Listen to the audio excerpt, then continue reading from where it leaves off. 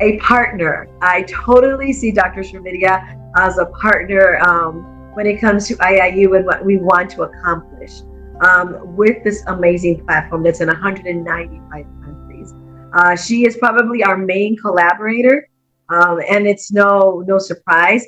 She is an ambassador for Royal Excellency Dr. Shravidya Sukumar. She's an educationist, a governance advisor, quality assurance and compliance expert. She's a strategic transformations R&D consultant. She's a life and business coach, an author, a columnist, a global chair for GSFN. She's an ESG advocate, and she's a global ambassador for the UN. Without further ado, Dr. Shravidya finishes up today. The global podium is yours. Thank you, Dr. Virginia. Thanks for that wonderful introduction. Thanks, Ms. Andrea, for the beautiful moderation that you're doing. And also my previous speaker, Ms. Neverhead and Manal, and all the other eminent personalities who have joined me on stage today on this virtual podium. And we are talking about inclusion. And what's this inclusion? Our very thing which is happening here is inclusion, because we are all from different parts of the globe, and we are all united with one single thought, that education is my birthright and it's not a commodity, it's my privilege and I would love to have it. So on that note, definitely, when we talk about inclusion and where does it stem from? We all know that it emphasizes on importance of creating environments where every single one of us feel valued, respected and has equal opportunities. This definitely highlights the diversity of thought and the background that enriches communities that exclusively diminishes anyone for that matter. For example, when everyone is included, everyone wins. And inclusion is definitely not a matter of political correctness. It is the key for growth as such, when every single voice is being heard. And when we say, and when does this really happen, is that when diversity is being celebrated, is being invited for a party, inclusion will be asked to dance. And inclusion is not a political correctness, it's a key to the growth. And as moving further as such, when listening to all those eminent speakers who have spoken about every single aspect of it, talking about child as a center of attraction and as a core content, what we need to think about. Basically, it starts from oneself. When there is openness to accept, there the inclusion stems in. And when we talk about that, it involves the 4 different quotient of study, that is intelligence quotient, emotional quotient, social quotient, and also adversity quotient. When you are very inclusive about your developing your intelligence quotient, in accordance to the emotional quotient with the surrounding, where your adaptability key reaches the highest maximum potential of it with the social quotient, where you imbibe into the qualities or the virtues of resilience and also being in cohesion with the society. There we form an ecosystem of being inclusive as such, and we take forward our thoughts. And as we all know, the future of the civilization is not built in the 4 walls of the classroom as we are thinking about. When we define the word education, we think that it is confined to the 4 walls of the classroom or maximum to the campus that we are talking about. Definitely not. Education is with every single life experience. And when we talk about inclusion doesn't confine to the 4 walls of the classroom at all. Those ages and those days are all gone, where education is now coming into this laptop or probably into the mobile. So everything is there into it, and the child gets an opportunity to learn. That itself an inclusive education. So when we are talking about it, exactly when we talk about these kind of inclusiveness in the education, what needs to really happen is that the quality education. When we talk about quality educations, we have to see with inclusiveness as our core criteria, we should think about learners who are healthy, well nourished, and ready to participate and learn in any kind of learning environment, whether it is families, communities, or even the schools, which are otherwise called as the temple of learning. So these learning environments are healthy and safe, that will have a very protective, gender sensitive, and also provide adequate resources and facilities. And thereby these learning environments, which are otherwise called as schools and universities, they facilitate the learning process of the child being just labs, means education labs. So when the related content is being related to the relevant curricula, where the child is focused or the child wants to learn, to with the inclusiveness being in vogue, the materials of the acquisition of the basic skills in areas of even relating it to the community. What is the success of the education? When the education is related to life. So are we relating that kind of an inclusive education, talking about how is my education is going to contribute to life in terms of anything as such, living in health and nutrition and environment, wellness being taken into care, or such a kind of holistic education, if you're talking about that, then that really targets, or that's the actual cornerstone of the inclusive education that we're talking about. And when we define or when we dream about such a kind of an education, it is otherwise called as post-progressive era of learning, where educated child need not go to a particular space for learning, where the learning can happen at any time of the day, to the convenience of the child, anywhere it can happen as such.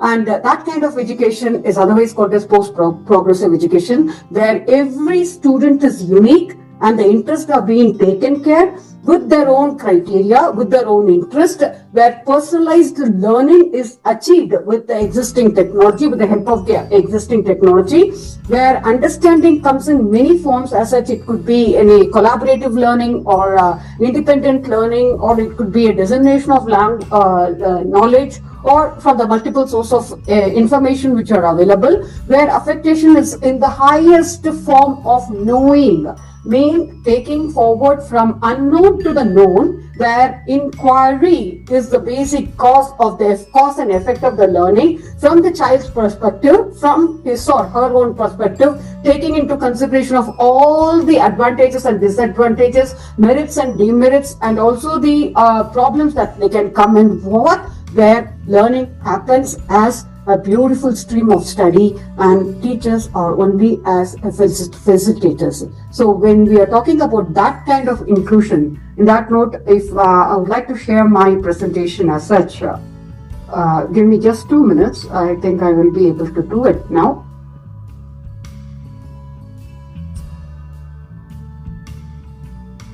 Yeah. So how to achieve this kind of a very ambitious kind of learning is that I had written a book before as such in the year 2021, which is otherwise called as Education 2050, which can be achieved in 50 different ways. I should be able to present it now, I think, if I'm going to present it, where you will get the full vision of it, view of it. Yes. So this vision, how to implement this? Let's vision and devise an universal futuristic education portal, which is going to be self-directed and self-centered competency-based education, which is delivered through a satellite, not through internet. So we are not depending on internet at all. So the step one is that we need to create a domain with a well-grounded curriculum, whichever curriculum it is, whether it is British curriculum, UK curriculum, Finland curriculum, Finnish curriculum, Japanese curriculum, or whichever curriculum that you want to have, that will be there in the portal, where the content should be made universally available on any open platform like Google, irrespective of the origin of the country and the language and the clan. And the curriculum is thus designed in only the concepts to be learned according to the different age group and the levels. And this is the ready-made curriculum content, which is a repository of the concepts, resources, and task projects assessments that will challenge the student's competency. Step 2 is the domain 2, depending on the standards and expectations and the requirements of one's own study, what the student want to learn. In other words, one should be able to do choose the domain with the current country of origin. Say US means American curriculum, when it is from UK means UK curriculum, or Finland means Finnish curriculum, Australian curriculum, Chinese curriculum, Japanese curriculum, Indian curriculum, whether it is CBSE, ICSE, IC, concerning whichever certification they are looking for. Step 3 of the is that the domain 3, where the child will be able to choose their own pedagogical space and the relationship between the teacher and the student, where the teacher will come with the language of preference of learning. Whichever language the child wants to learn, the child will have the language option there to build a pedagogical space, and the relationship between the teacher with the provision of the learning preferences are also given there. With the domain 5, with the invention of the inclusive universal system of the student-centered education, tailor-made with the specifications where the learner takes the whole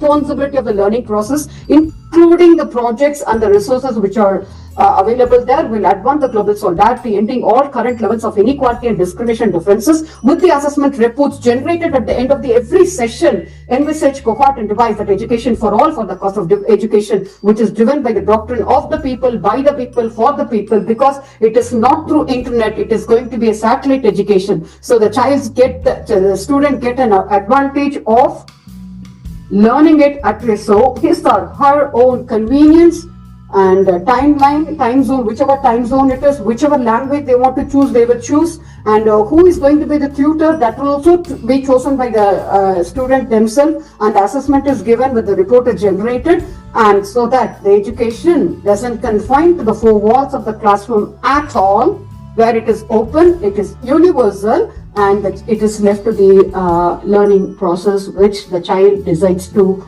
choose for himself. So this kind of education is what I have visioned, and this is definitely coming up now, definitely in vogue, so that we don't need actually a classroom situation for learning as such, and it is open. So that kind of inclusiveness is what I'm talking about when we're talking about global education policy.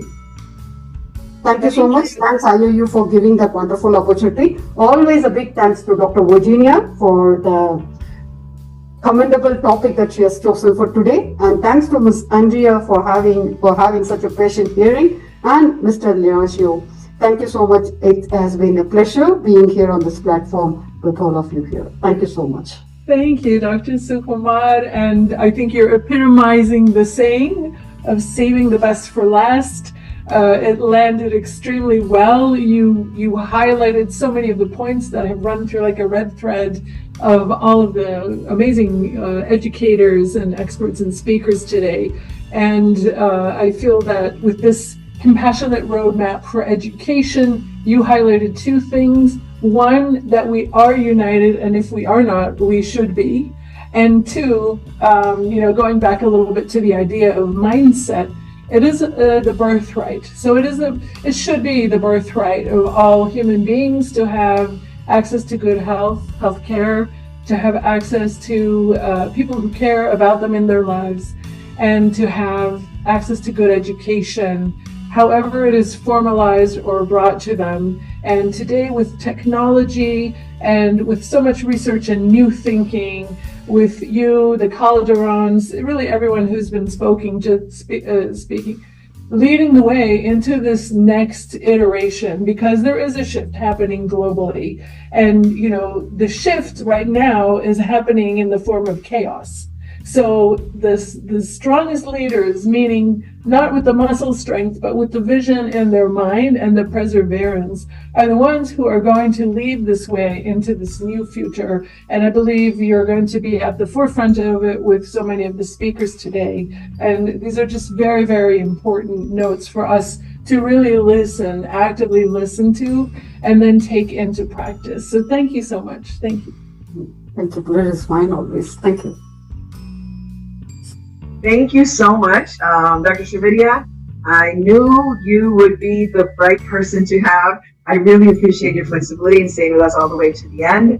But I do know your commitment. I see it every day, and I wanted you to finish because it has the same passion that I have.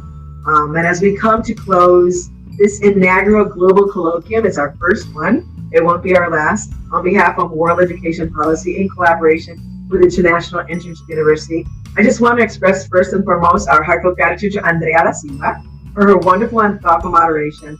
Andrea has been a one-woman team with me at WAP, and as we grow, she continues to lead with such commitment. Advocate Piyush Pandit trusted me with World Education Policy, And it's been a process, learning and really getting to know the global landscape of where we're at when it comes to policy, especially because we do believe in having that one